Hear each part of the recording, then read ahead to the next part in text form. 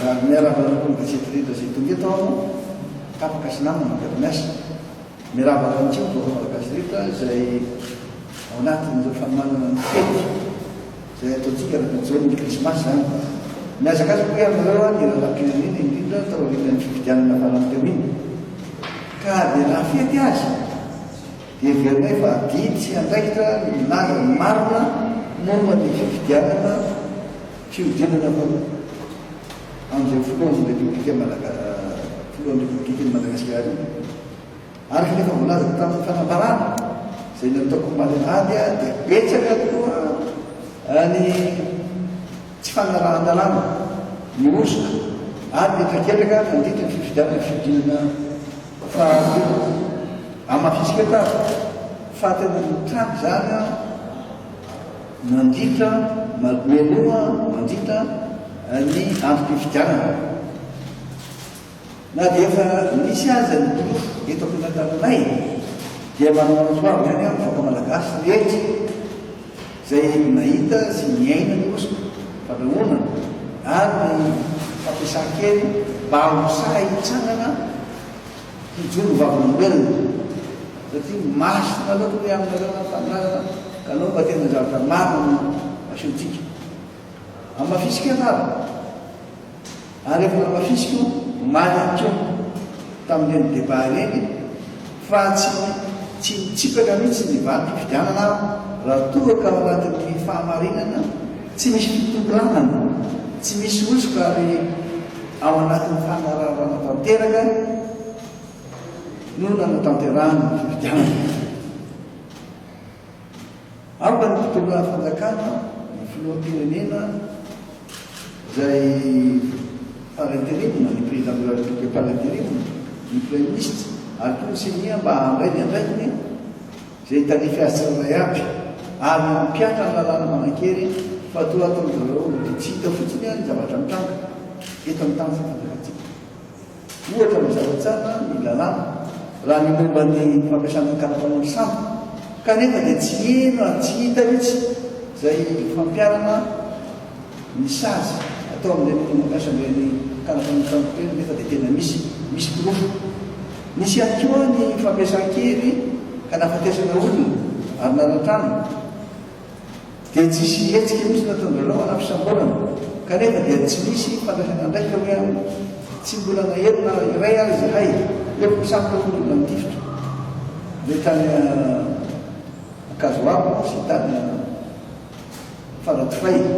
misy bitainika miparitaka kanefa zany dia tsy nanreny ndraiky ary mitoerana ankiray tany ambony ihany manazay hoe misy fahazo ade zany ary hoe gardien na mpiavitanana no hitany reo zavatra reo mba takina io mampiasa ny lalàna very zareo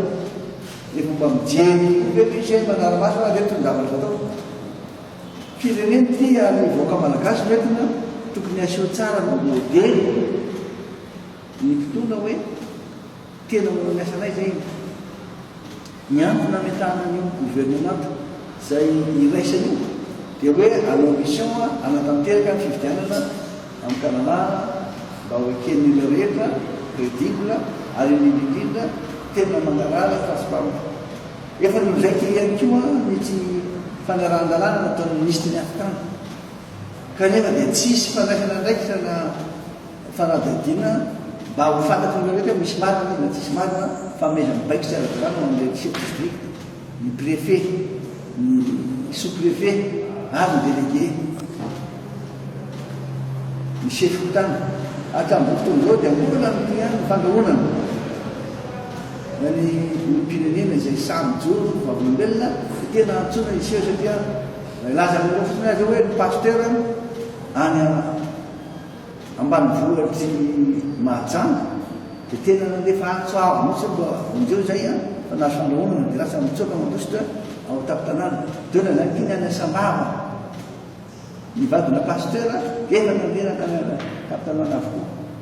hitanao zany fa tsy mora ny mampita ny vovoma makany amin'ny tompona ndraikitra manao be marenina fotan'ireo fa tsy eno mihitsy zavatra atao sy ny antso mba hisy fifidianana manarara tsy misy osoka ary hitondra ny firenena amin'ny filaminana dia manao fitakiana zao izay voalohany azy atsahatra avy hatrany aloha ny famoahana ny valim-pifidianana tonotsiny fa manatona saim-bahoaka fotsiny zay mahita fa tena tsy marina tena milaza samy laza fa tsy mifanalify amin'ny zavatra misy marina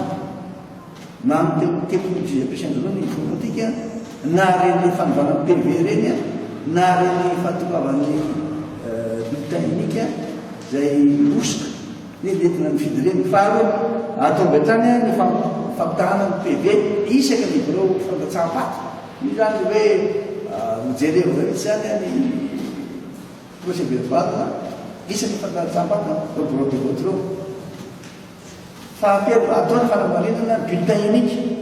nampiasaina isaky ny bureau fandatsaham-paty ny numéro de série raha mifanaraka amin'ny sosy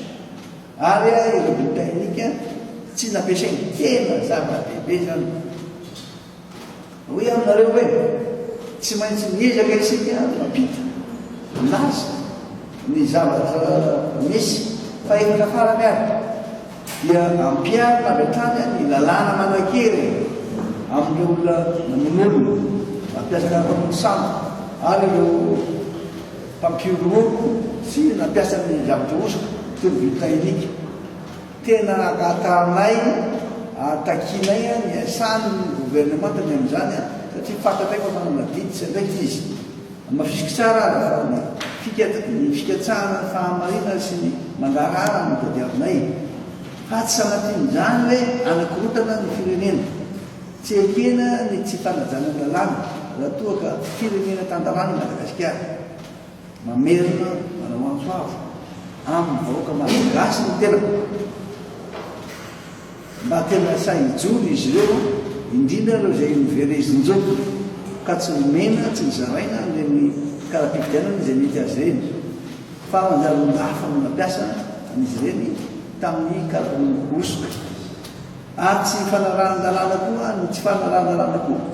dia tokony hosazina araky ny lalàna misy reo olona zay nanao an'izany dia mamerina fisaorana sy pakasitananareo anao gazety zay tonga eto ny tenako ary mirahaka ranorano fa samy anao fety sambaka krismasy sambaka isika rapitso ary dia mbola mamerina hoe meloha ny krismasy akatoko ny fetysika loany dia mba miaraka amin'ny fampidinika-keto manao zay tena ampahafantarana ny olona dia sambana tokoa ny vaoka malagasy raha tena miaina anatin'izany filaminana zany ka mbola mamerina ray aho hoe mbola ho avy fotoana vaoka malagasy mbola ho avy fotoana manao zay mpamonoana sy mitaky famarina marina itenenana hoe zao ny politika fa androany aho dia tena mianto fotsiny mampilaza fotsiny ary indrindra mampafantatra fa tena misy ireo za efa laza foana menomeno fa marina foana mitenena tsy telitsy ara zavatra hita zavatra misy porofo ka dia mombatsika matakariva ny Andriamanitra ary ame atsika zany fitakiantsika ny marina sy ny rahany zany satria dia tena mijaly loatra